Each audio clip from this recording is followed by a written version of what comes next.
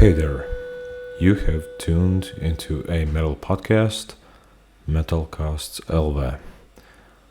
We hail from Latvia and we usually create content in our native Latvian language for our native metalheads, but with occasional exceptions, like this conversation with AV of the mesmerizing black metal project Abduction.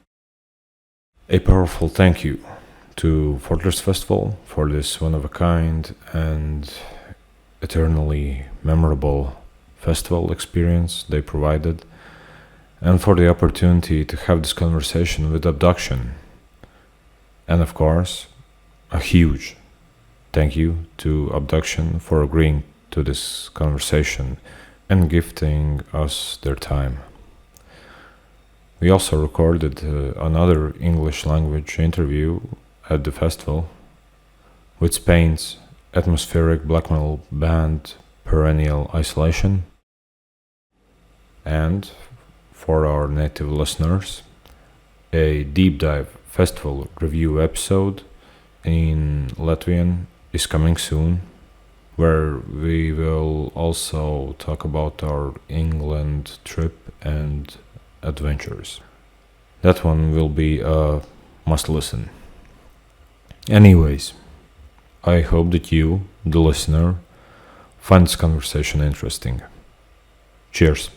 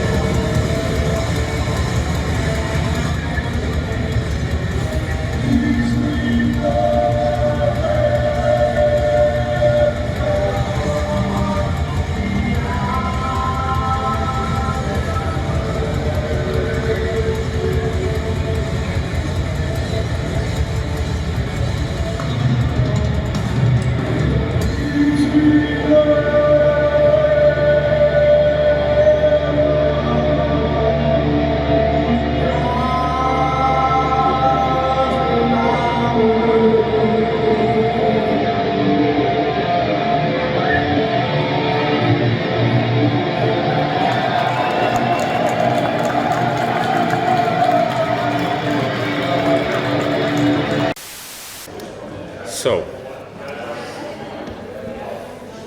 on the second festival day, here we have Evie from Abduction, and Abduction hails from England, right? That's right. And you started in 2016?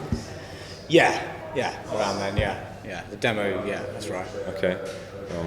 7 albums deep, including EPs and a bunch more stuff. How I got introduced to Abduction was because of House Winter Festival in Estonia. Oh yeah, cool. Yeah. And that was such a great show. wasn't it? Yeah. I've been there before, and I fucking love that place. So yeah, to play this year was fucking great. Definitely Abduction was one of a few standouts that year. Okay. Probably a highlight of mine. And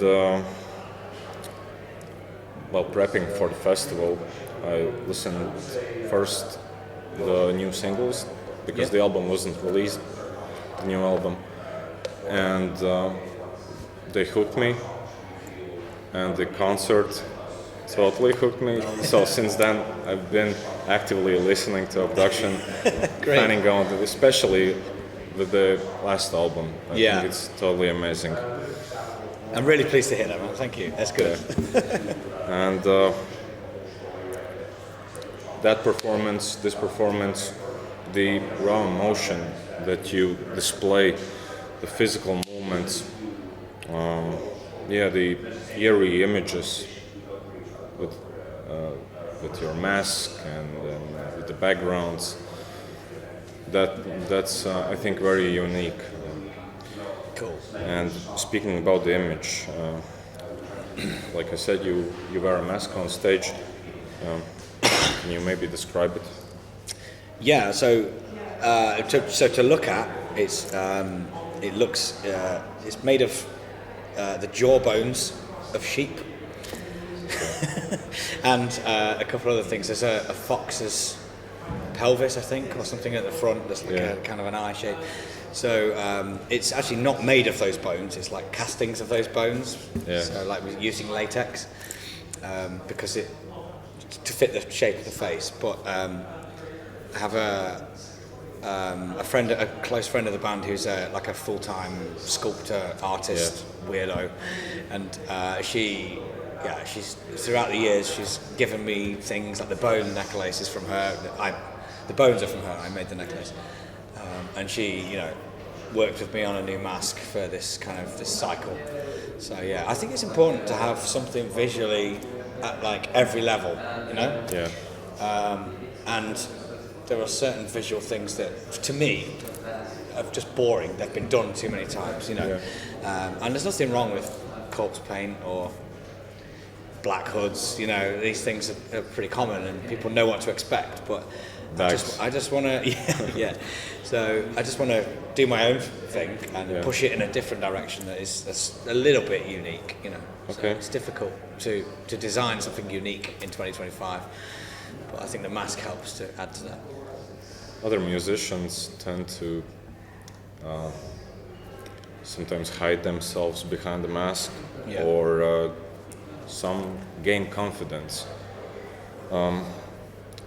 What message does your mask carry, and what does the mask do for you as a performer?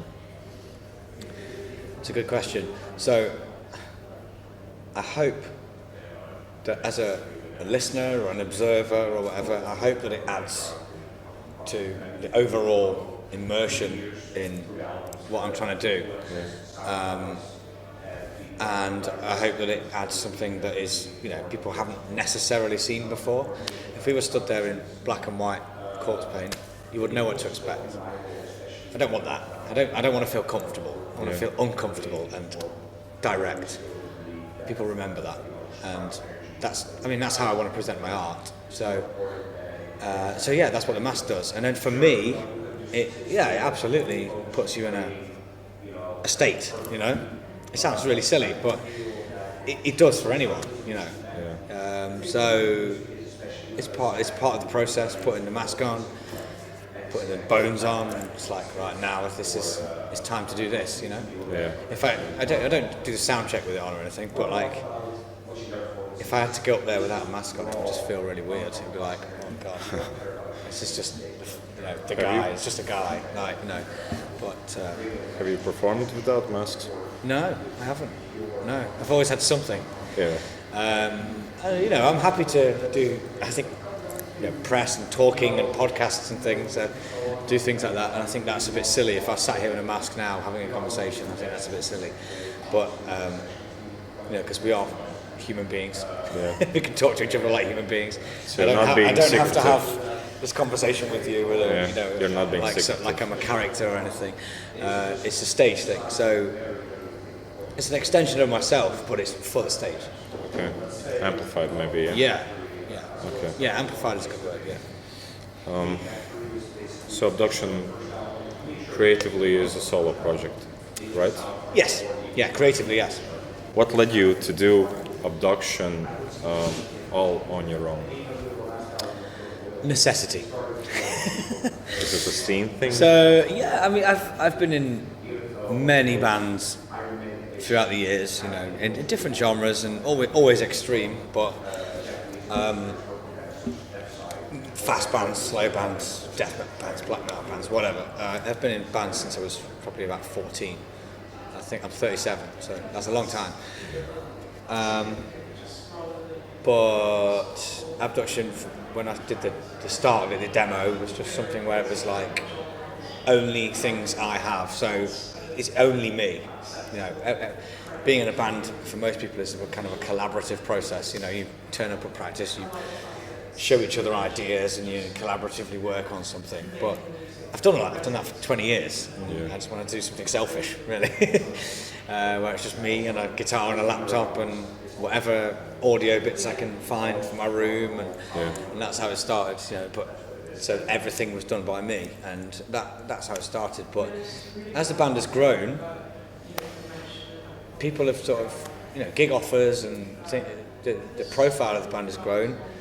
People take notice, and you have to kind of attend that demand a little bit. Well, you don't have to, but I choose to. Yeah. So I put the band together, and then, you know, we build it from there. But yeah, fast forward 7 or 8 years, and here we are, Mainstage Fortress. Just played that show. The first time we've ever used visuals, you know, as a band. So yeah. I think they amplified Good. the effect. I hope so. The response has been pretty good, so, and also upsetting for some. But yeah. The other bandmates are purely for live shows, or they bring something else to the table? Yeah, so you were right when you said creatively, it's me.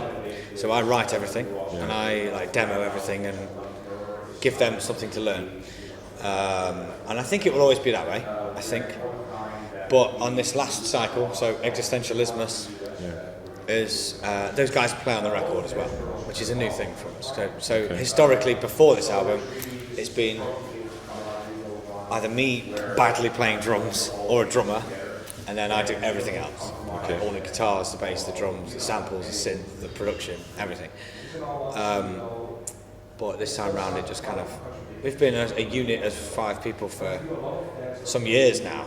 You know, we've fucking been to the edge of Europe together and all over the place in all sorts of situations. And it kind of made sense for those guys to be, right, okay, you do your parts.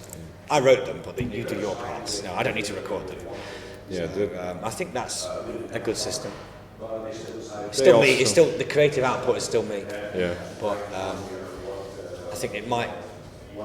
There's nothing wrong with what they would do, but if you have a good formula and you're trying to build on something, and then you change the formula, why fix it if it's not It's broken? a pretty risky move. So I think I keep the formula, but those guys can have more input in the recording. Okay. I think that works. Yeah, and on stage they don't seem out of place. No, no, they're absolutely the band. they're the boys. They're my guys. Yeah, Okay. They're extremely important. Cool. Yeah, in my opinion, Abduction currently is, I would say, the fastest rising and one of the most memorable dissonant black metal bands around. And speaking about the sound, dissonant black metal, the sound and the messaging, what inspires you to get to this unique result? I hate the inspiration question. We can skip it if you want. No, it's fine. Because I don't really have one answer. Like that. I'm inspired by so many different things, and you could probably accuse it of. In the past, I've been accused of being like not focused enough in one. It doesn't sound like Finnish black metal. It doesn't sound like American black metal. There's clean bits. There's evil bits. And it's like. I don't fucking care about anything. I just write what I want to write. So, but the inspiration comes from all sorts of places. Very often not black metal, So, just enjoy art and music. Yeah. And that's the output that I create. So, it's always like a question like, I don't know, which is your favourite black metal band? I don't fucking know. It changes every week. I really like the Finnish scene at the moment, but that might change to Portugal next week. I don't know. So we've had a really kind of broad grounding in the world of black metal. We had a Lithuanian label initially for many years. Inferno Profundus, and did really well out there in Eastern Europe. Not so much Latvia, I don't know, but you're fairly close. Yeah. And and then we went to Estonia this year, so that's full circle, like edge of Europe. I fucking love that part of the world. And Germany and Belgium and Holland, we've had some great shows with bigger bands and festivals and things. So the inspiration comes from all over. I think it's like I'm not trying to do one thing. Messaging wise. Messaging wise, I said this earlier to someone. I'm just it's like a notebook of my thoughts. Yeah. And this album is very much like an observation of the world, and from a personal perspective. There's some personal stuff in there, but it's pretty fucking miserable, I think as long as the messaging is relevant to black metal, it's the world's in a pretty sorry state, so it's quite easy to find inspiration in the war in Ukraine or degradation of Western society. There's a lot of things there to pick from, that kind of turn into themes. Each song kind of has a separate thing, but in my opinion about this year's existentialism. Existentialism. It's a German word for existentialism. Existentialism. For our slow tongue, it's a bit difficult. It's okay. My opinion about this album, an undisputed highlight of mine in 2025 releases. It also seems very acclaimed and loved and appreciated by the listeners. And it seems to me that it makes you more known, this album. In your opinion, what does it take to get to this point that a release elevates you to broader audience? Maybe? Yeah, sure. For me, it's about the small 1 or 2% improvements. We did a lot of shows last year. We did like 4 tours or something last year, and you learn a lot when you're on the road, and you learn a lot when you're recording and stuff. But every time we come together to do something, we're trying to make ourselves better. We're trying to do things more efficiently, or make things focus on something and make sure it has more impact. And you don't always get those things right, but it's a constant process of change. But I think as long as you are doing 1%, 2%, 3% better each time, then it's always progress. So, we've been a band, as Abduction has existed for, since 2016. So, it's 9 years. You would hope that in 9 years, things go somewhat like that on a graph, If they're going like that, you're doing something wrong.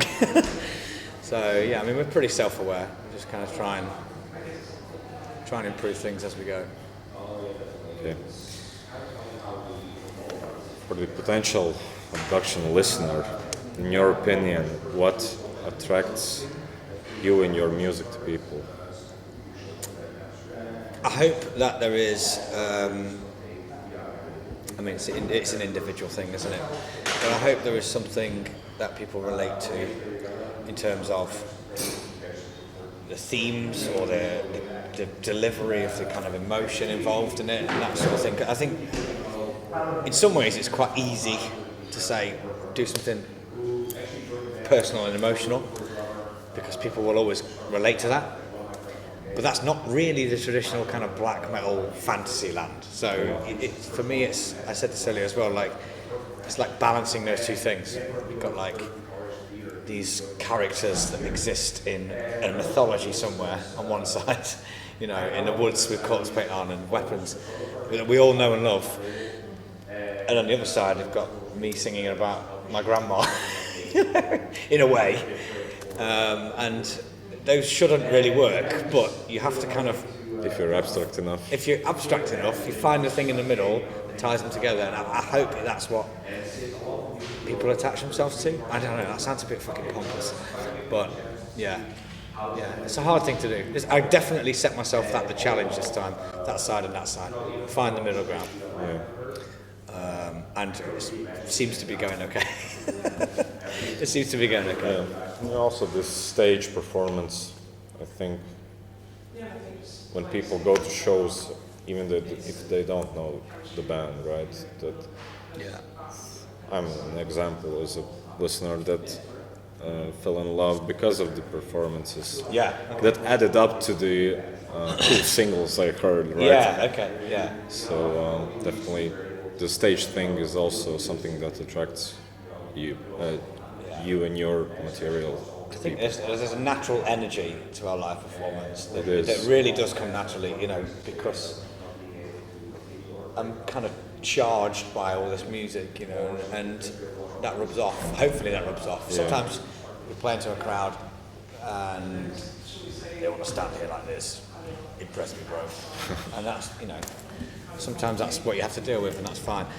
But we're going to do the same thing regardless, so you can come on board and be part of enjoying it, or you don't. It doesn't relate to you, and that's fine. I don't give a shit. I'm doing what I'm going to do anyway.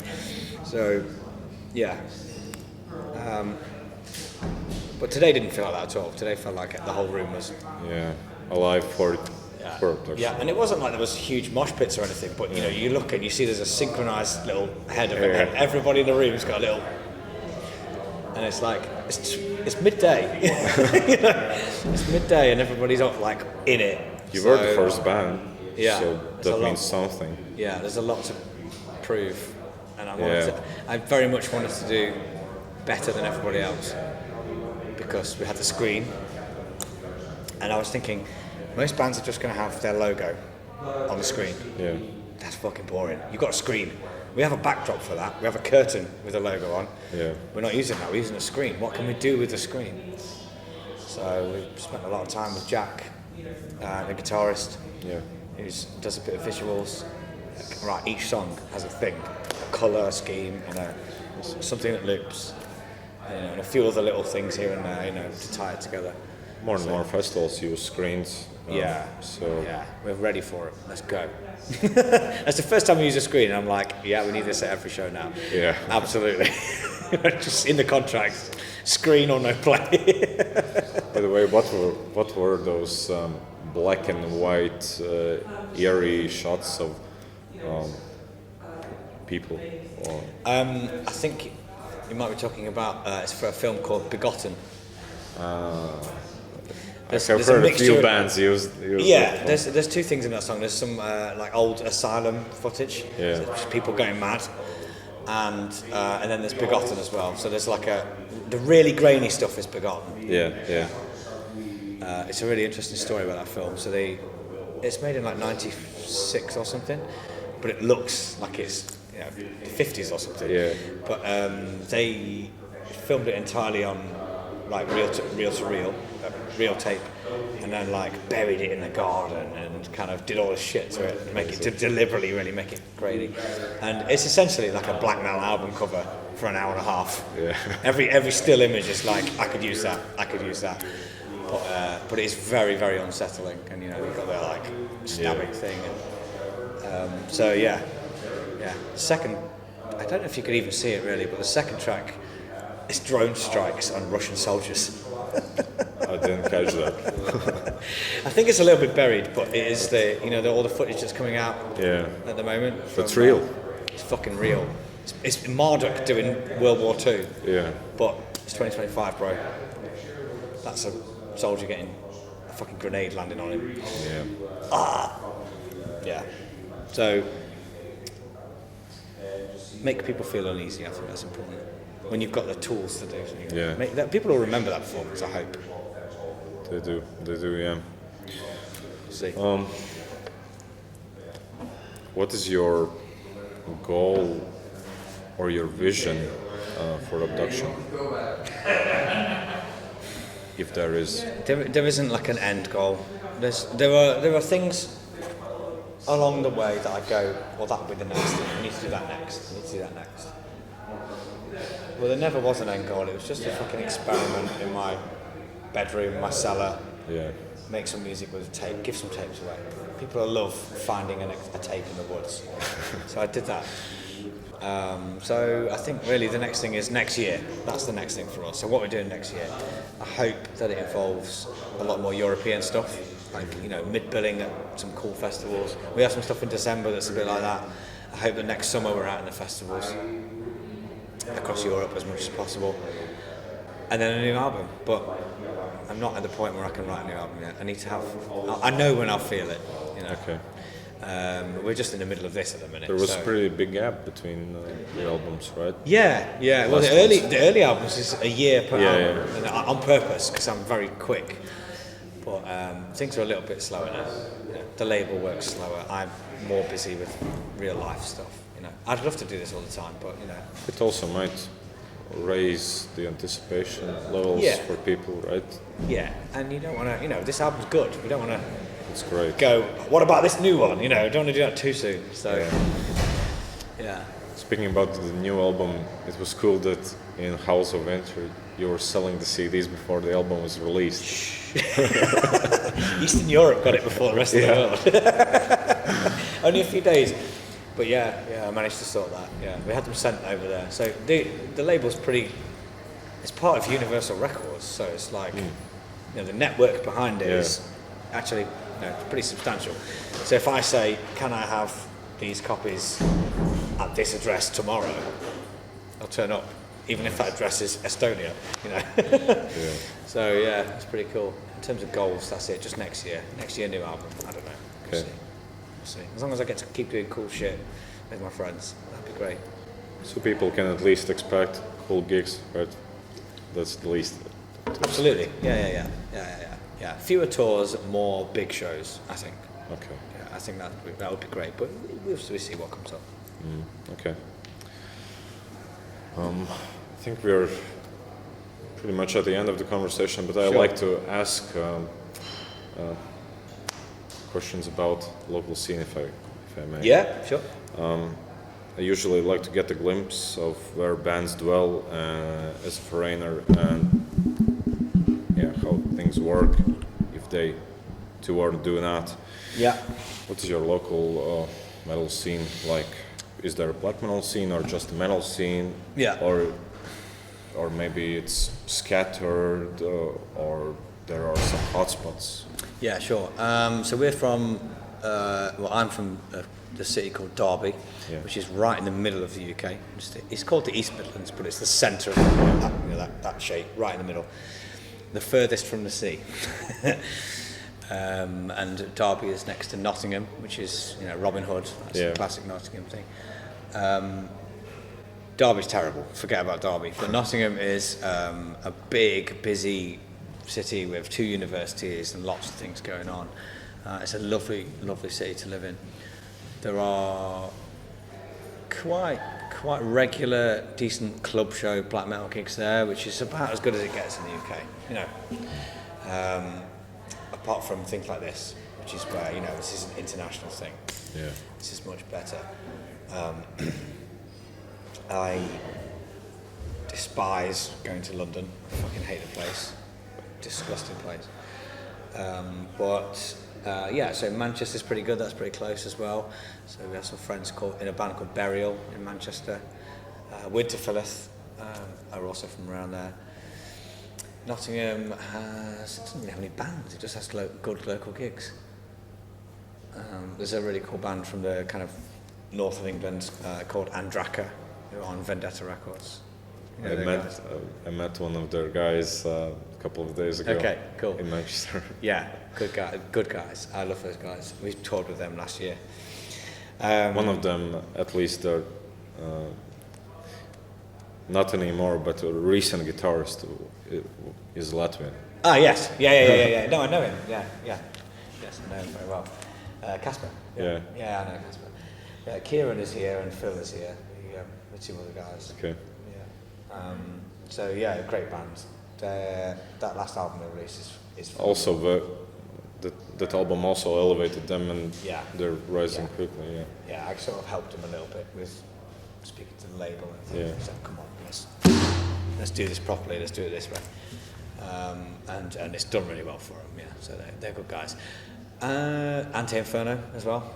Anti-Inferno, which is the festival organisers band. Great band. Pretty much from Scarborough, from here. Pretty much. So there aren't really hot spots. Not activity. really, no. I mean, the whole UK is, as a whole, is getting better, definitely. Yeah. The shows are busier. There are more bands emerging, but there's not like a district or an area necessarily where it's hot, I would say. You've also got there's a label called Death Prayer Records, which is like really underground, raw stuff. Bands like Lamp of Murmur was on Death Prayer for a long time. Yeah. And really obscure, raw stuff like Revenant Marquee. That's based in the UK, so that does really well. Yeah. But none of those bands even play live, they're all like solo bands, solo projects. It was really, when we flew in here to England, before the festival we planned a short trip to Did you fly to Manchester then? Yeah. No, London. Okay. Gatwick. So first day we spent in London. It's first time in England for us. Okay, in general. cool. So yeah. One day London, one day Manchester. There was a show that got cancelled. That's why we were there. Then York, and from York we took a car, drove on the wrong side of the road, and drove up north through a bunch of abbeys and ended up here in Scarborough. So, okay, yeah, you've had a little tour then. Yeah, that's pretty good. Yeah. What was your favourite place so far? You don't need to say Scarborough. It was city-wise York. Yeah. And York is beautiful. but the nature to the north, the biomes are so different. It's such a beautiful area. We have the nature, so much beautiful green and forest land in the UK. Yeah, absolutely. I live on the edge of the Peak District, so that's again in the middle. So up to Manchester, there's a big district of just rolling hills and forests and things. I live on the bottom bit of that. So and on the east there's palms and you're in Little Italy. But we went to Robin Hood Bay. It's so crazy. And then a few weeks ago I was on holiday on the south coast. We have a family thing down there, and so there's some beautiful places over here. I'm glad you've enjoyed your stay. Yeah. Let's come back again because there's more places to see. We'll show you around. Definitely do want to, but it was difficult to find record stores that sell metal. Like we went in every city. We went to record stores. And we couldn't find anything. Yeah. There was one in London, but it was closed on that day. Raven Records. Oh yeah. But Raven Records is alright. They have our records. We could only find metal in HMV and Hub. Yeah. That's there's not. Independent record shops in the UK are pretty terrible for now. And metal bars, we couldn't find such. We went to a gig in London Finnish death metal band Convulse play there, and to get a vibe of the smaller stages, the scene, and the people there, they didn't look like they were part of a scene. They were just a bunch of different people.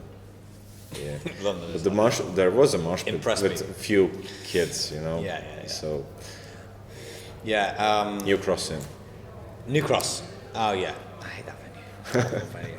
So many better venues in London. We couldn't find any other gigs, so. No, that's a good show though. That would get the Convulse show. Yeah. My friend was at the Bristol show. I think it must have been the day after. But yeah, cool. Well, I'm really pleased you've had a nice time around the UK. Yeah. And I'm pleased I got the chance to talk to you guys. Yeah, man. I really appreciate your material, your performance, and I hope to see you again on different stages. And let's get to Latvia. Let's get to Latvia. Let's do that. Let's do that. We've done Estonia. We'll go down the Baltics. Yeah, I know all the local organizers. We can deal something. Sort an email. We're very reasonable. But yeah, that's. I'd love to get back out there. I love that edge of Europe. That's what it's called, isn't it? The Baltics. Yeah. Yeah, man. It'd be great. Thank you for this experience and your time. I really appreciate it. Thank you. Thank you for your time. Nice to meet you, man. You too. All good. Okay. See you in the next episodes and interviews, and go check out Abduction. All the links are in the description, and I think that's about it. See ya. That was cool.